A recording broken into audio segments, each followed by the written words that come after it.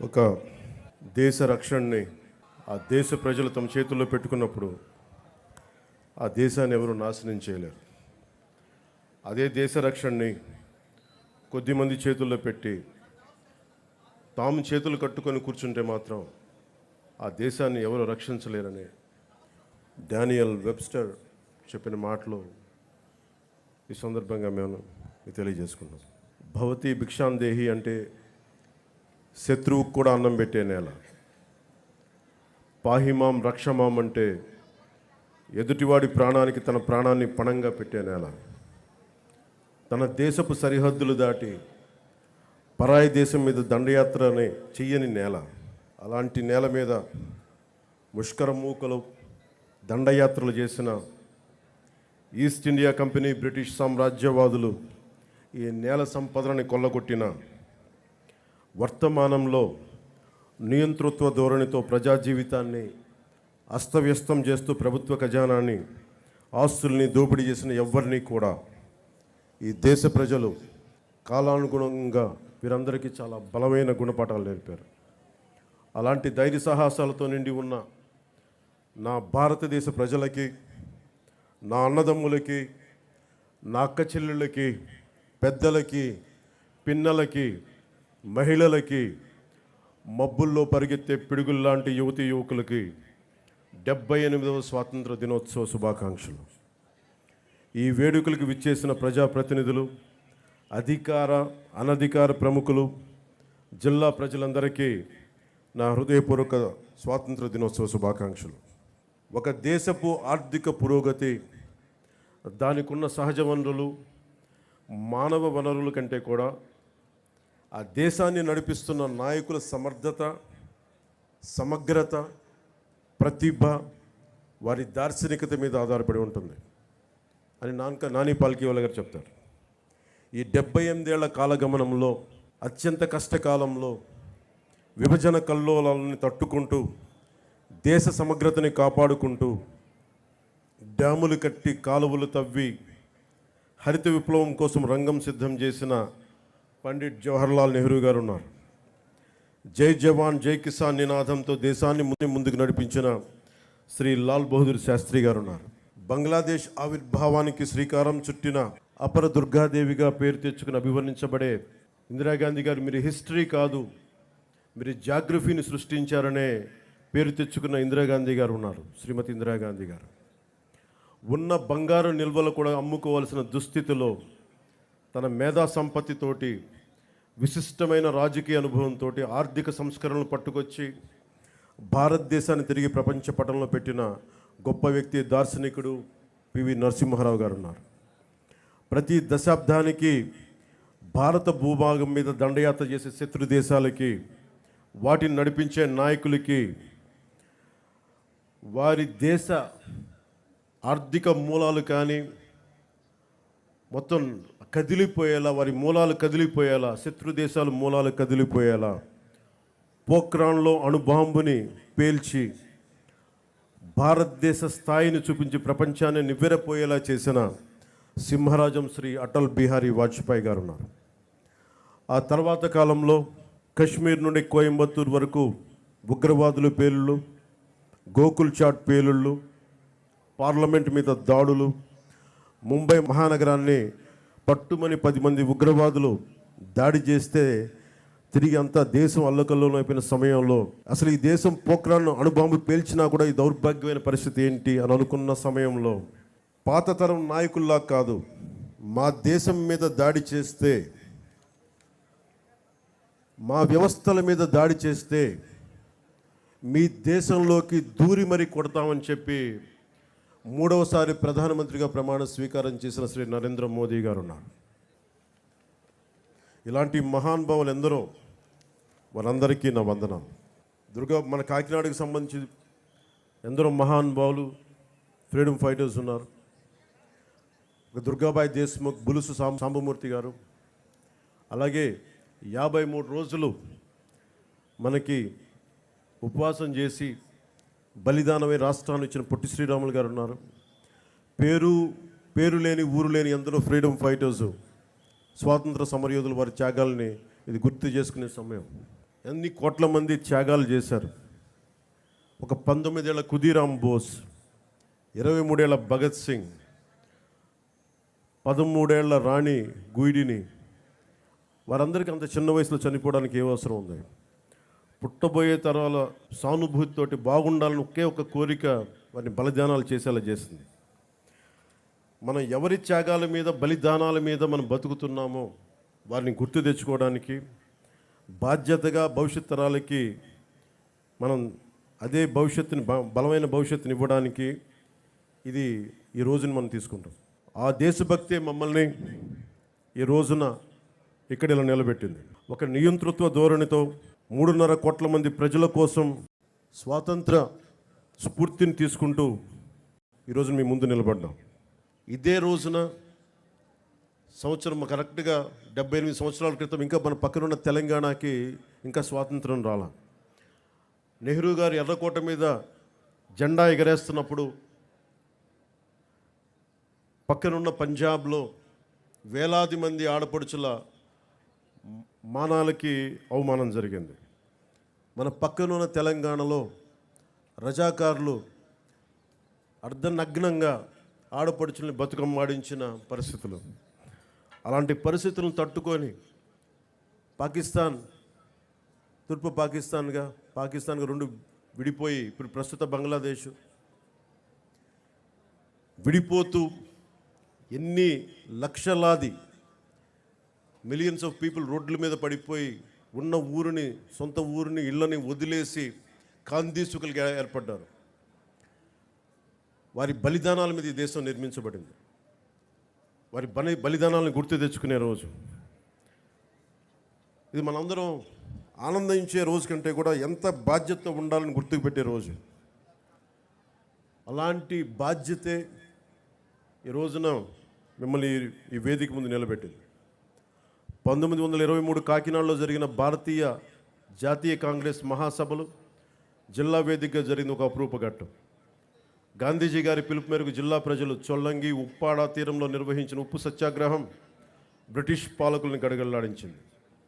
విప్లవ జ్యోతి మన్యం వీరుడు అల్లూరి సీతారామరాజు కాకినాడలో చదువుతున్న రోజుల్లోనే దేశ దాస్య విముక్తి కోసం పోరాట కాంక్ష ఆయనలో రగులుకుంది.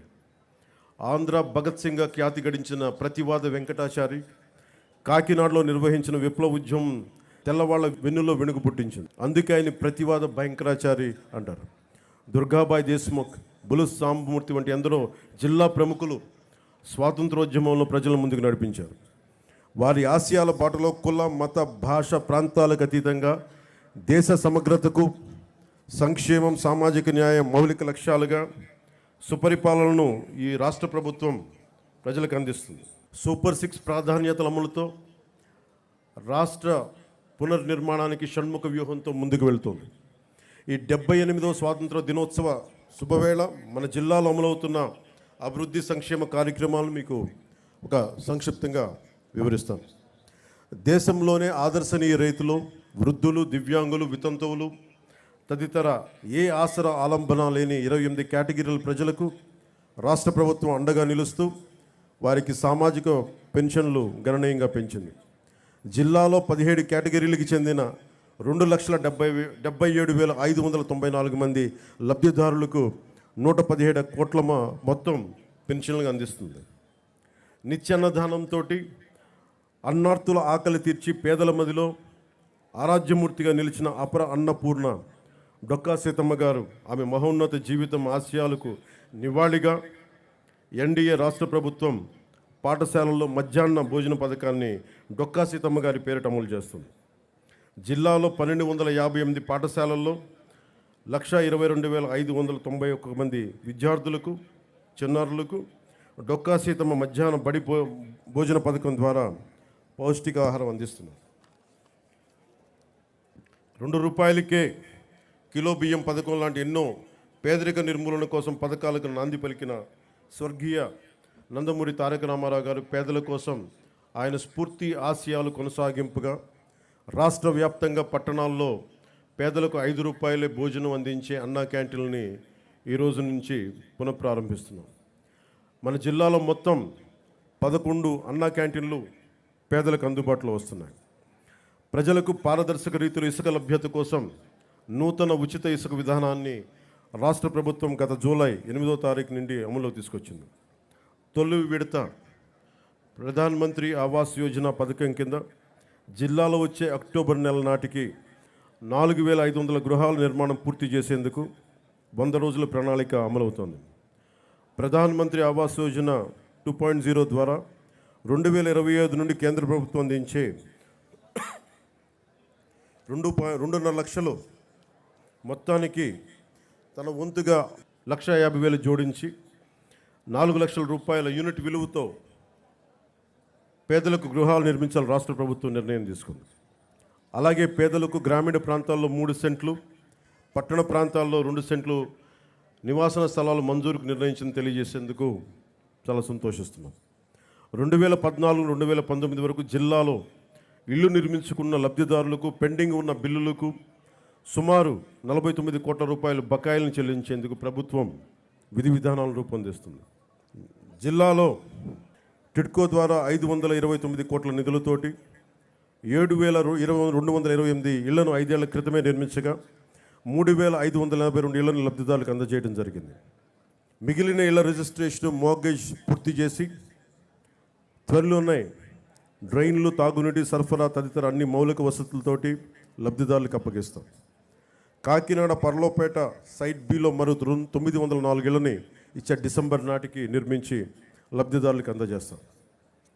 నిత్యావసర సరుకుల ధరల పెరుగుదల భారం తగ్గించేందుకు జిల్లా వ్యాప్తంగా 37 ప్రత్యేక కౌంటర్లు ఏర్పాటు చేసి ప్రజలకు నాణ్యమైన బియ్యం, కందిపప్పును తక్కువ ధరలో అందుబాటులో ఉంచాం. జిల్లాలో ఈ ఖరీఫ్ సీజన్ పంటల సాగుకు 4,251 కోట్ల మొత్తాన్ని పంట రుణాలకు గాను, 2,425 కోట్ల మొత్తాన్ని టర్మ్ లోన్లు గాను రైతులకు అందించేందుకు నిర్దేశించుకున్న లక్ష్యానికి గాను ఇప్పటివరకు 3,961 కోట్ల రూపాయల మేరకు రుణాలు కల్పించింది. కౌలు రైతులకు 59 కోట్ల మొత్తాన్ని రుణాలుగా అందించాం. ఇటీవల కురిసిన భారీ వర్షాల కారణంగా నష్టపోయిన రైతులకు 80% రైతుపై 100 క్వింటాళ్ల విత్తనాలు సరఫరా చేస్తున్నాం.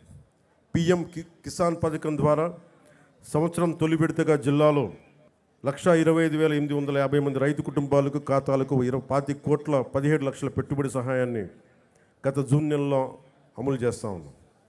పంచాయతీరాజ్ వ్యవస్థను బలోపేతం చేసేందుకు రాష్ట్ర ప్రభుత్వం 3 కీలక నిర్ణయాలు తీసుకుంది.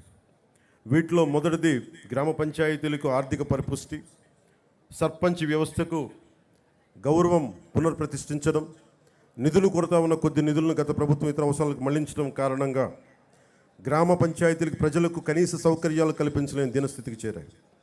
ఆ పరిస్థితిని చక్కదిద్దే దిశగా తొలి అడుగు నేటి నుండే ప్రారంభించాం.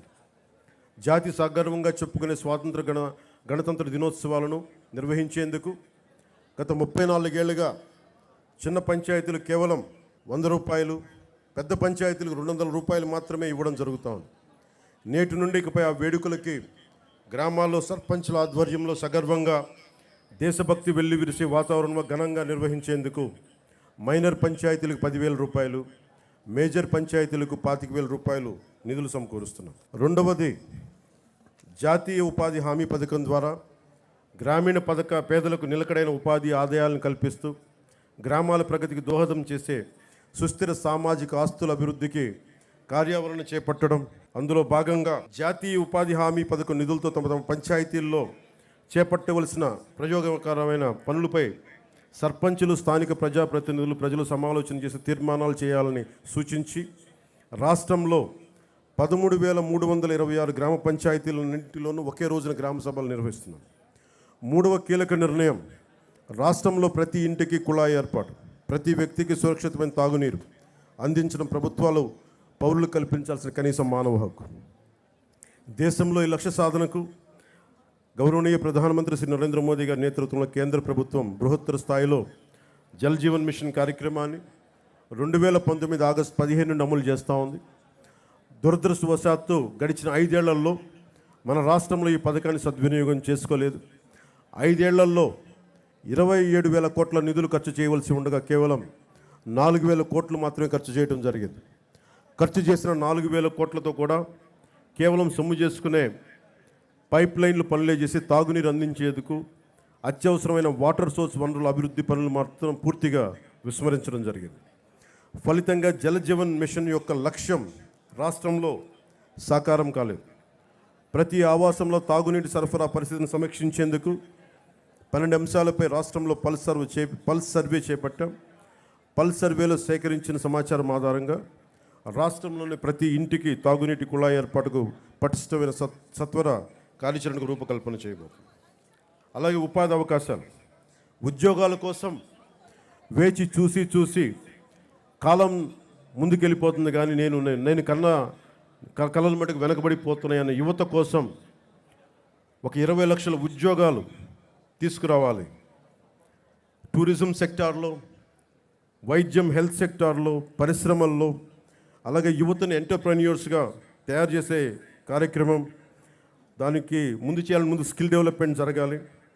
పెట్టుబడులు వచ్చేలాగా పొలిటికల్ స్టెబిలిటీతో ఈ రాష్ట్ర పెట్టుబడిదారులందరికీ, ఎవరైతే పెట్టుబడి వస్తారో పారిశ్రామికవేత్తలకి, వారికి భరోసా ఇవ్వడం పొలిటికల్ స్టెబిలిటీతో. అలాగే 974 కిలోమీటర్లు, దాదాపు మిగతా అన్ని కలుపుకుంటే 1047 కిలోమీటర్ల తీర ప్రాంతం ఉంది. ఈ తీర ప్రాంతంలో యువతకి ఈ నీలి విప్లవం ద్వారా మత్స్య సంపద మీద, వాటికి సంబంధిత వ్యాపారాల మీద ఒక బలమైన ప్రణాళికతో ముందుకు రాబోతున్నాం. సామాజిక వెనుకబాటుతనాన్ని గుర్తించి అన్ని సామాజిక వర్గాల్లో కూడా డబ్బు వచ్చేలాగా, డబ్బు అంటే కేవలం కొద్ది మందిగా ఉండిపోవడమే కాదు, క్రీమీ లేయర్ కాకుండా అందరికీ డబ్బు రావాలి, ఆ విధంగా ప్రత్యేక దృష్టి పెడుతున్నాం. అలాగే టూరిజం సంబంధించి కోస్టల్ టూరిజం ఉంది, టెంపుల్ టూరిజం ఉంది, ఎకో టూరిజం ఉంది. వీటన్నిటిలో కూడా యువతకి ప్రాతినిధ్యం లభించేలాగా చర్యలు తీసుకుంటున్నాం. అలాగే యువ రైతు, 1 లక్ష మంది యువ రైతులను తయారు చేయాలి సేంద్రియ రైతులుగా అనేది ఈ ప్రభుత్వం యొక్క లక్ష్యం. యువతని నిర్వీర్యం, నిస్తేజం చేస్తున్న మాదక ద్రవ్యాల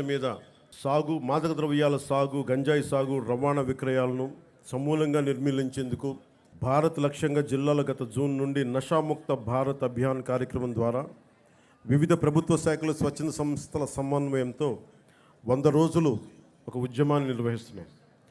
జిల్లాలో శాంతి భద్రతను పరిరక్షిస్తున్న పోలీస్ సూపరింటెండెంట్, వారి సిబ్బందికి, పేదరిక నిర్మూలన సహకరిస్తున్న బ్యాంకుల అధికారులకి సందర్భంగా ప్రత్యేకమైన అభినందనలు తెలియజేస్తున్నాం. గత ప్రభుత్వంలో చాలా క్షీణించిపోయింది.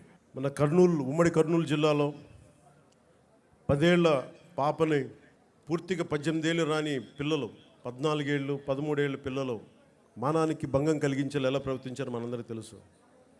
14 ఏళ్ళ సుగాలి ప్రీతికి స్కూల్కి వెళ్ళిన సుగాలి ప్రీతి తిరిగి ఇంటికి రాలేదు, శవమై తిరిగి వచ్చింది. ఎటు చూసిన గత ప్రభుత్వ కాలంలో లా అండ్ ఆర్డర్ చాలా బలహీనపడిపోయింది, నిర్లక్ష్యం చేయబడ్డాయి విల్ఫుల్గా.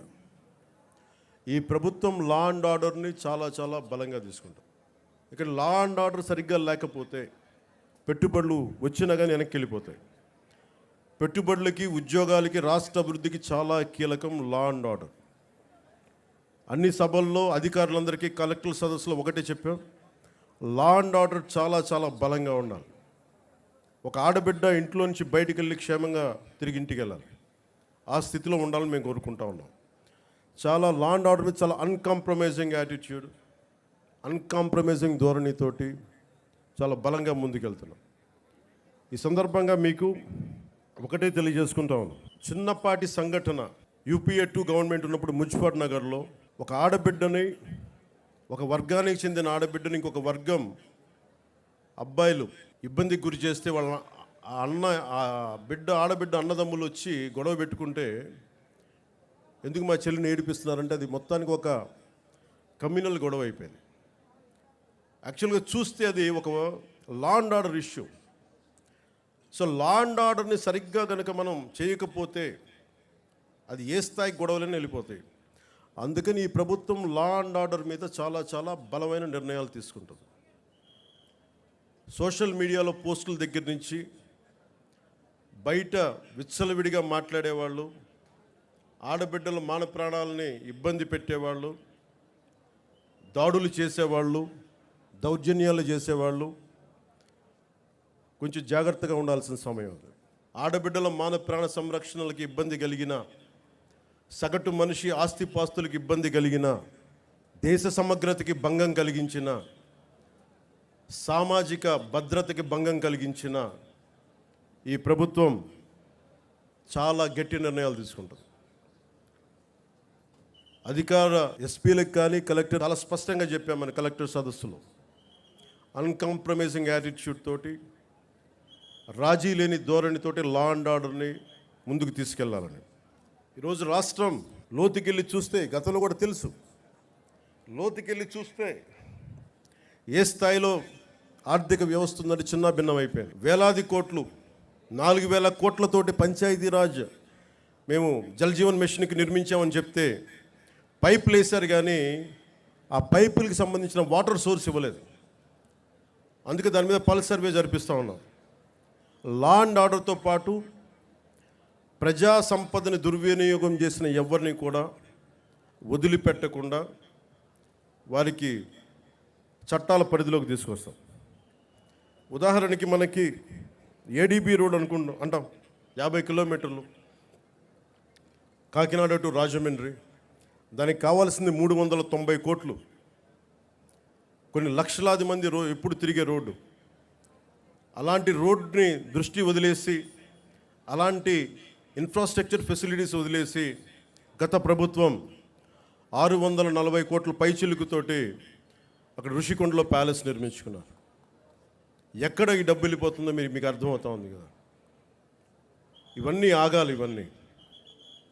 ఇవన్నీ ఆగటానికి మీరందరం కృషి చేశారు. ఈరోజు మా మీద బాధ్యత పెట్టారు. వెంటనే ఈ ఏడీబీ రోడ్డు కూడా చాలా అత్యంత తొందరలో పూర్తి చేయాలి అని నిర్ణయం తీసుకున్నాం. క్యాబినెట్కి తెలియజేశాం. గౌరవ ముఖ్యమంత్రి శ్రీ చంద్రబాబు నాయుడు గారు తెలియజేశాం.